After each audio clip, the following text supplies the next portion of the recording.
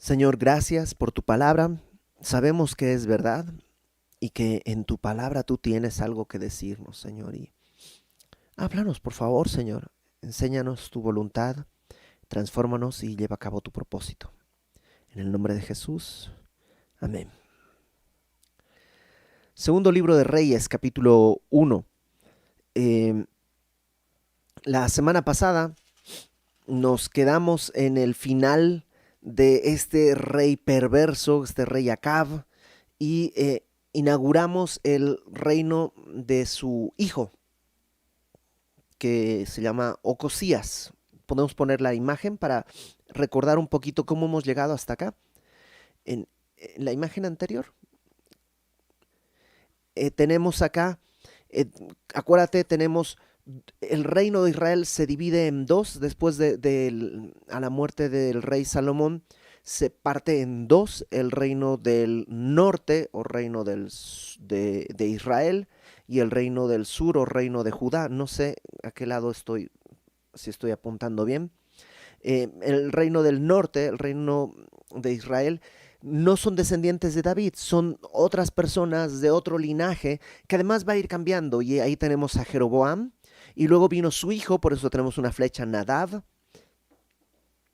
Ambos malos, por eso tienen un tache en nuestro cuadro. Después de Nadab vino Baasa, y hay un cambio de dinastía. Baasa no es hijo de Nadab. Después de Baasa vino su hijo Ela. Todos son malos hasta acá. Y después de Ela viene alguien que no es su hijo, que es Simri, que también es malo. Y después de Simri viene alguien que no es su hijo, es un cambio de dinastía, que es Omri. Y Omri tiene dos taches, o sea, fue, fue peor. Y después de Omri, que estuvo 12 años, viene su hijo Acab, que es el que hemos estado estudiando, que se casó con Jezabel. Y bueno, del otro lado tuvimos a Roboam primero y luego su hijo Abiam, que fue un mal rey, y luego estuvo Asa por 41 años, que si te fijas, Asa tiene una palomita, o sea que es un rey bueno. Ahora sí, vamos a la siguiente lámina. Ahí está. En la siguiente lámina tenemos a Acab todavía, ¿no?, como rey del norte. Un pequeño resumen es que pelearon junto con Josafat, pelearon contra Siria y Acab murió. Recuerdas que muere en su carro, su sangre llena el carro y toma su lugar Ocosías.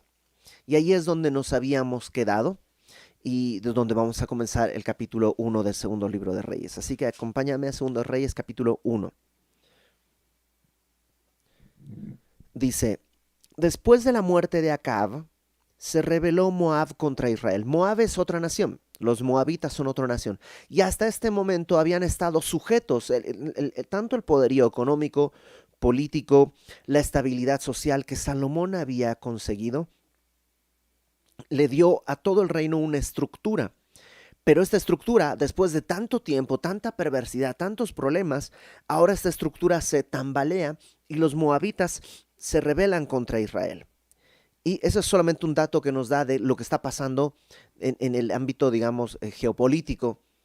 Ahora, en el versículo 2 dice: y Ocosías, este rey que vimos, hijo de Acab, dice, cayó por la ventana de una sala de la casa que tenía en Samaria, y estando enfermo, enfermo no en el sentido de que tuvo una enfermedad, sino la caída le produjo algún problema.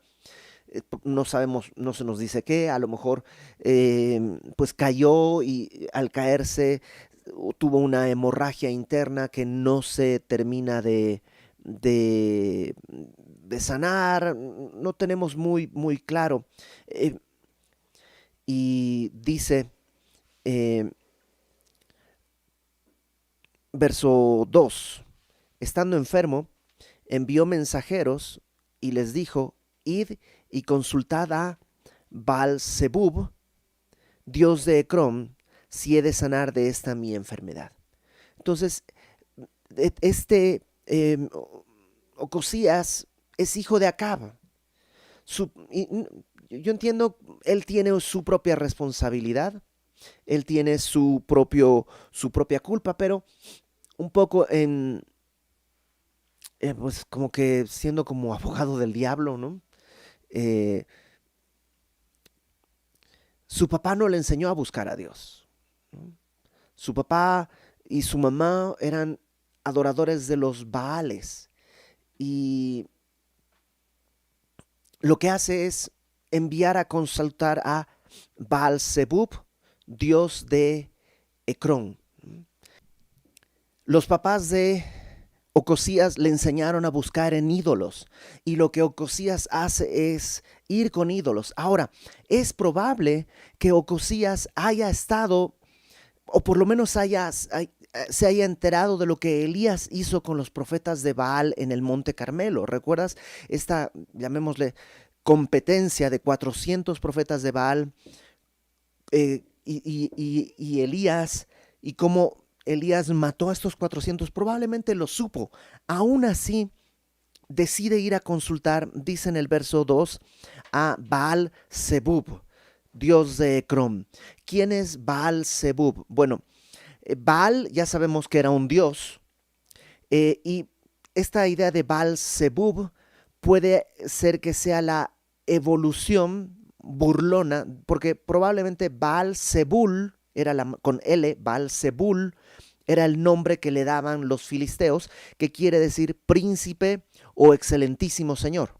Entonces era como el nombre que le daban a Baal-Zebul, es como el señor, príncipe. De ahí pasamos a Baal-Zebub, y Zebub quiere decir como que vuela, y quiere decir mosca. Entonces Baal-Zebub pasa a ser el señor de las moscas. Y puede que haya sido simplemente por burla, ¿no? Como pues los israelitas burlándose del dios filisteo, de Baal-Zebul a Baal-Zebub, ¿no? Puede que haya sido porque en los sacrificios que se presentaban en los altares de Baal, probablemente quedaba sangre, quedaba cuerpos, y pues había muchas moscas. Y de Baal-Zebub más adelante vamos a llegar a Belzebú, que es la forma griega que nos ha llegado a nosotros, que es lo que le dicen a Jesús. ¿Te acuerdas que en Marcos 3 los religiosos le dicen, no, él echa fuera a los demonios por Belzebú, que viene de la misma idea, ¿no? Y la cultura judeocristiana ya asocia a Belzebú como otro nombre de Satanás. Y hay distintos libros y cosas que ya te dan historias todas locas, que no tienen ningún sentido aferrarnos a eso, ¿no? Entonces lo que está haciendo es ir y consultar a Baal-Zebub, ir a consultar al dios filisteo, dios de Ecrón. Ecrón es una ciudad filistea. Él vive en el reino del norte, en Samaria, y tiene que ir prácticamente al reino del sur, y al lado es donde está Ecrón. Y le va a preguntar si va a sanar o no. Verso 3. Entonces el ángel de Jehová habló a Elías Tisbita diciendo, levántate y sube a encontrarte con los mensajeros del rey de Samaria y diles, ¿no hay Dios en Israel que vais a consultar a Baal-Zebub, dios de Ecrón? Cuando la Biblia dice el ángel de Jehová, la palabra ángel es mensajero. Entonces probablemente es simplemente un ángel con un mensaje de Dios, pero en otros casos puede hacer referencia a Jesús mismo.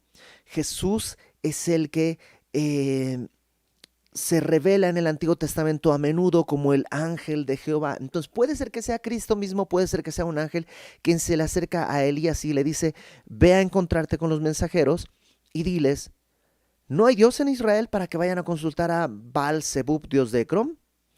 Por tanto, verso 4, así ha dicho Jehová, este es el mensaje, del lecho en el que estás no te levantarás, sino que ciertamente morirás. Y Elías se fue. Elías, pues ya está acostumbrado a tener este tipo de misiones bien difíciles, sale a encontrarse con los mensajeros. Dice en el verso 5, cuando los mensajeros se volvieron al rey, él les dijo, ¿por qué os habéis vuelto? Evidentemente los mensajeros salen de Samaria y probablemente unos kilómetros más adelante se encuentran con Elías, les da el mensaje y se regresan y el rey los recibe pues casi como que, oye, se fueron hace 6 horas, ¿cómo es que regresaron tan rápido?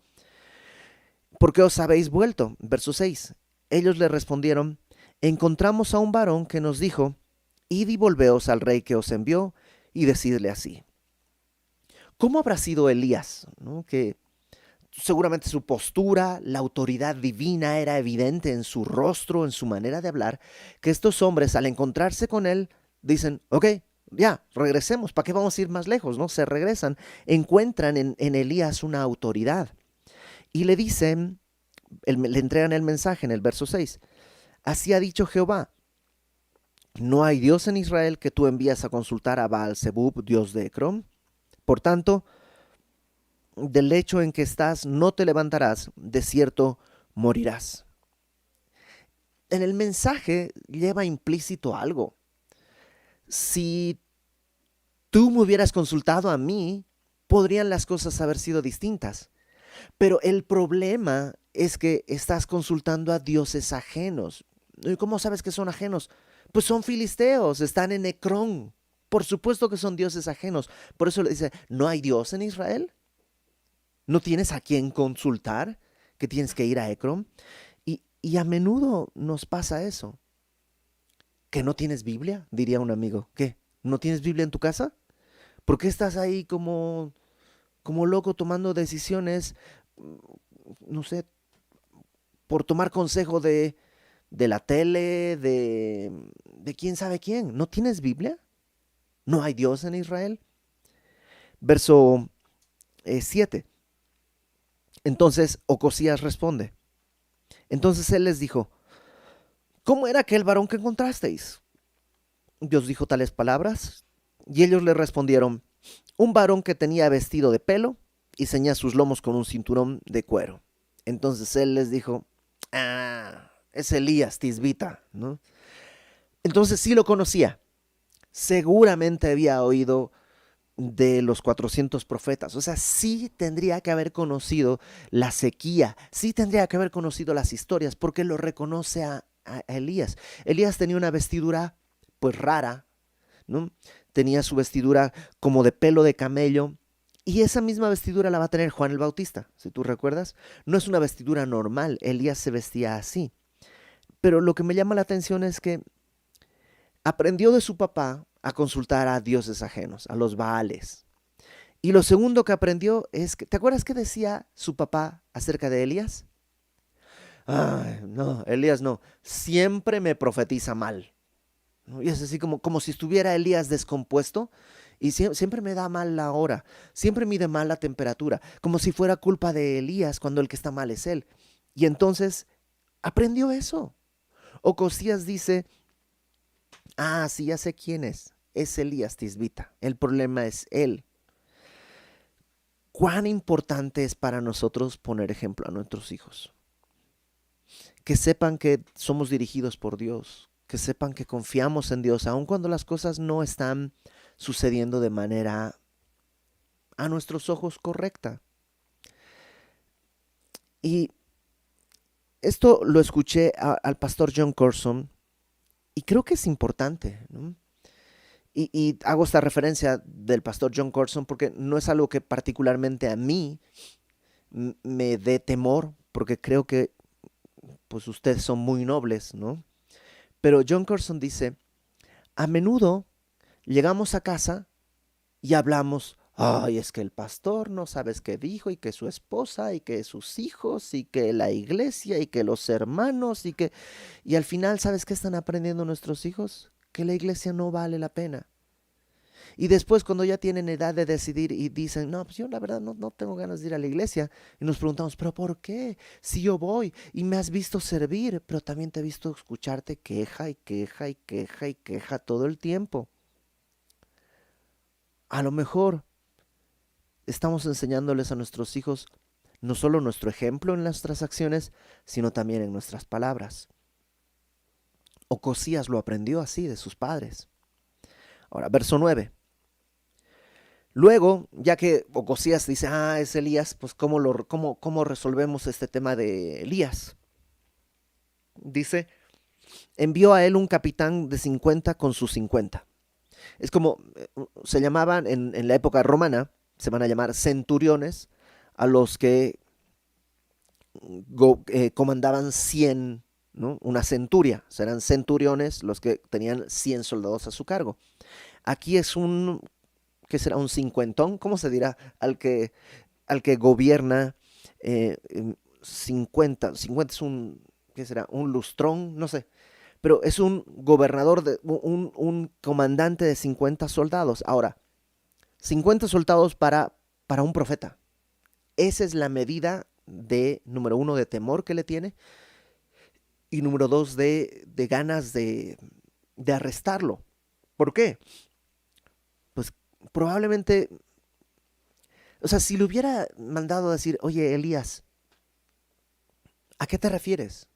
¿Voy a morir? ¿Cómo?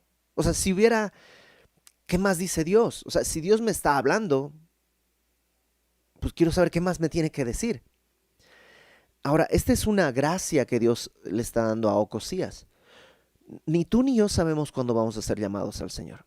Yo no sé si me quedan 50 años más o, o 10 días o 5 años. No, no lo sabemos. Ninguno de nosotros lo sabe. Dios en su misericordia le está dando esta información a Ocosías y le está diciendo, número uno, sé lo que quieres saber. No le ha preguntado a, a Dios, pero Dios sabe lo que quiere saber. Número dos, yo te puedo contestar, estoy atento a tus inquietudes. Y número tres, aquí estoy. O sea, Dios en su misericordia se le está revelando a Ocosías. ¿Y qué es lo que hace Ocosías? Pues manda 50 soldados y dice, este capitán con sus 50 subió a donde estaba Elías, a donde él estaba. Y he aquí que él estaba sentado en la cumbre del monte. No, no sabemos si subió a orar o subió porque vivía ahí, no tenemos idea, pero ahí estaba. Y el capitán le dijo, y aquí suponemos que hay un tono como de burla. Varón de Dios, el rey ha dicho que desciendas. ¿Por qué?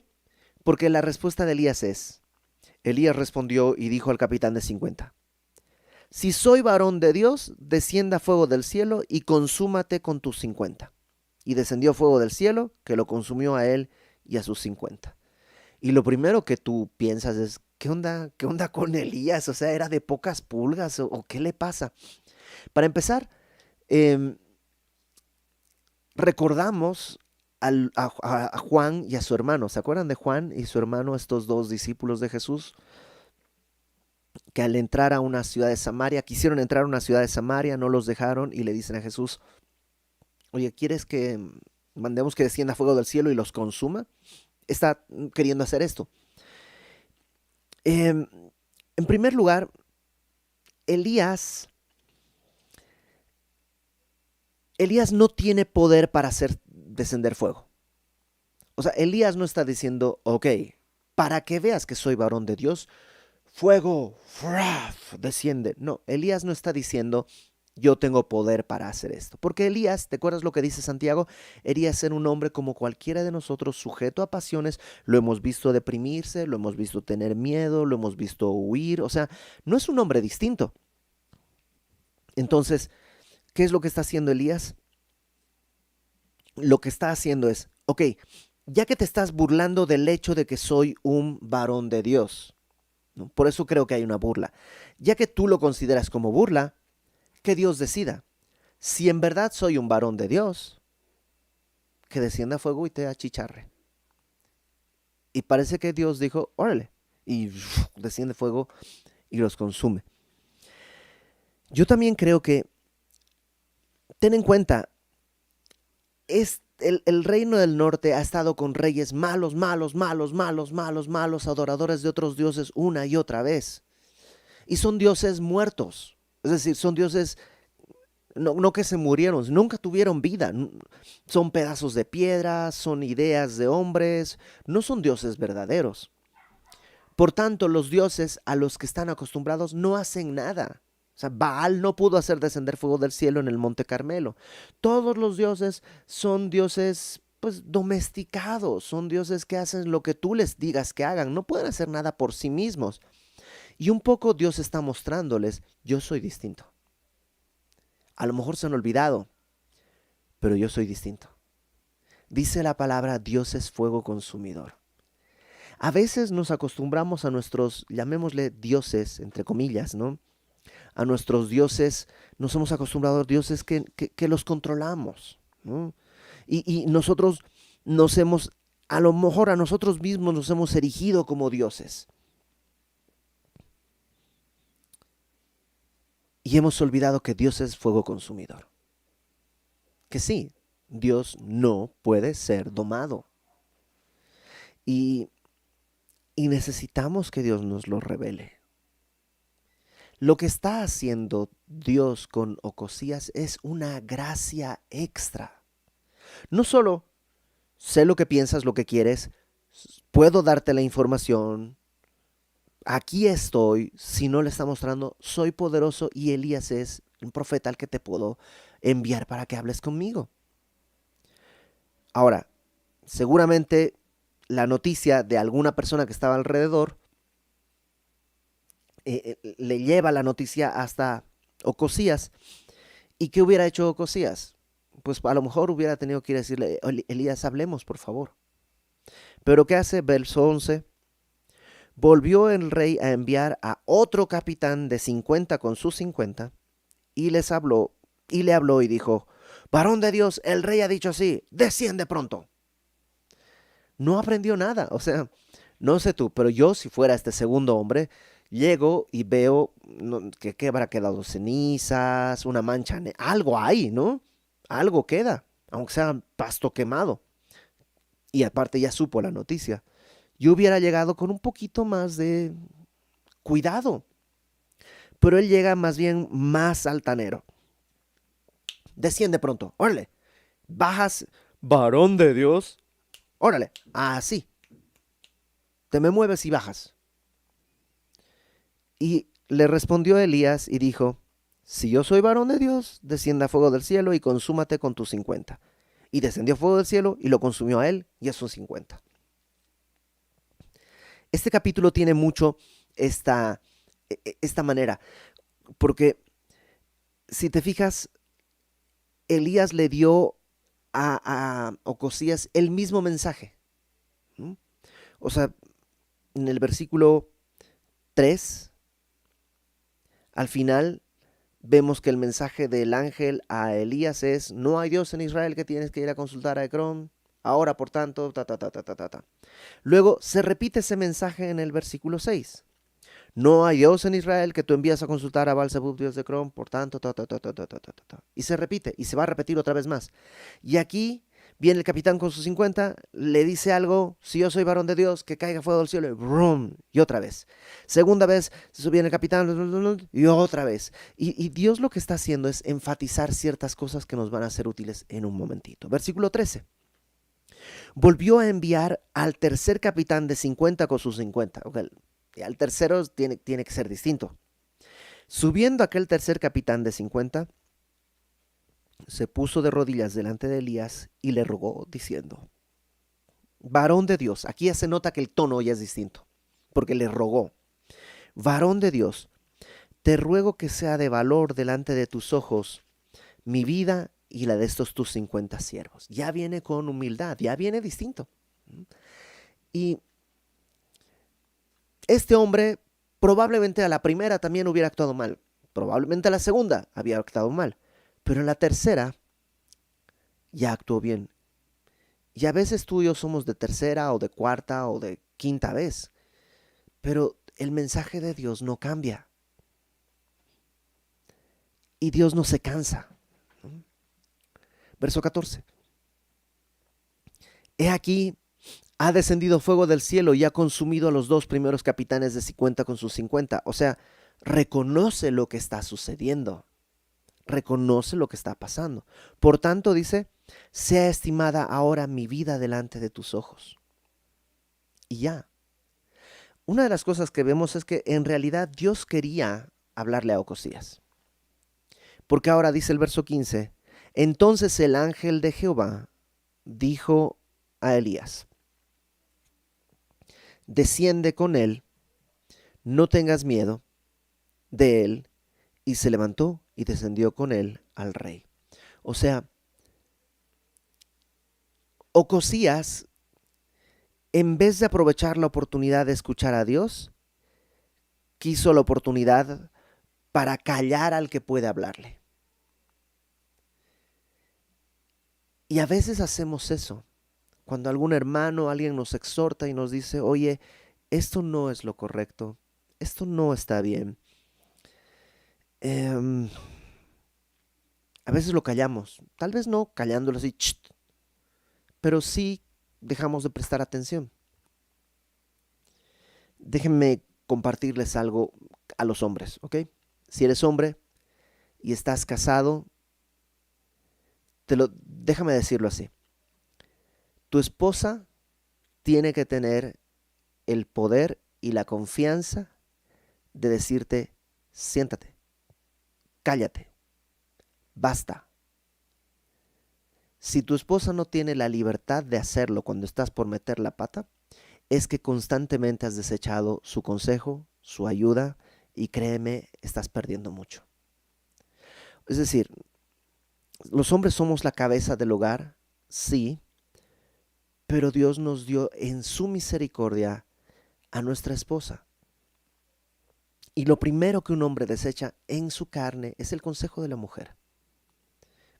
Por cultura machista, por costumbre, tú ponle la razón que sea, no importa la razón. A menudo, cuando tu esposa trata de decirte, oye, esto que estás haciendo no es sabio, lo hemos callado tanto que tu esposa ya no tiene la libertad. Y nuestras esposas deberían tener la libertad de decir, quieto, callado y sentado, ¿no? Porque a menudo nosotros necesitamos que, a lo mejor después nos explica y todo, pero ten cuidado, yo he notado en mi vida y en la vida de personas alrededor que a menudo nuestra esposa la hemos silenciado tanto que ya no tiene libertad de ser esa ayuda idónea que Dios puso alrededor de nosotros. Entonces, no seamos como Ocosías, que está queriendo callar al único que puede hablarle. O lo quiere traer, o porque tú dices, pues yo quería que venga. No querías que viniera. Ir con 50 soldados es para arrestarlo, no para preguntar su consejo. Ahora este hombre en sabiduría le ruega, le dice que venga y dice que Elías fue. Y el verso 16 le dijo al rey, así ha dicho Jehová, por cuando enviaste mensajeros a consultar a Beelzebub, dios de Ecrón, ¿no hay Dios en Israel para consultar en su palabra? No te levantarás por tanto del lecho en que estás, sino que de cierto morirás. ¿Sabes qué le dice? Lo mismo que le había dicho la anterior vez. O sea, Dios no va a cambiar por presión, por chantaje, o Dios no va a cambiar su voluntad. Somos nosotros los que tenemos que cambiar para amoldarnos a la voluntad de Dios. ¿Y cómo se hace eso? Bueno, Romanos 12 dice que necesitamos renovar nuestro entendimiento, no ser conformados a este mundo, a este siglo, sino ser transformados por medio de la renovación de nuestro entendimiento. Porque si no, en verdad vamos a vivir esto, ser paralíticos y morir en nuestro lecho. Ocosías no tenía por qué haber vivido así. Ocosías pudo tener un mejor destino. En el verso 17, para cerrar el capítulo, dice, murió conforme a la palabra de Jehová que había hablado Elías. Reinó en su lugar Joram, en el segundo año de Joram, hijo de Josafat, rey de Judá, porque Ocosías no tenía hijo. Los demás hechos de Ocosías no están escritos en el libro de las crónicas de los reyes de Israel. ¿Y sabes qué sabemos de Ocosías? Nada. Nada. No hay nada que saber de él. Fue un rey que tuvo todo para caminar, para transformar no solo su vida, sino la vida de los que estaban alrededor de él, y lo desechó.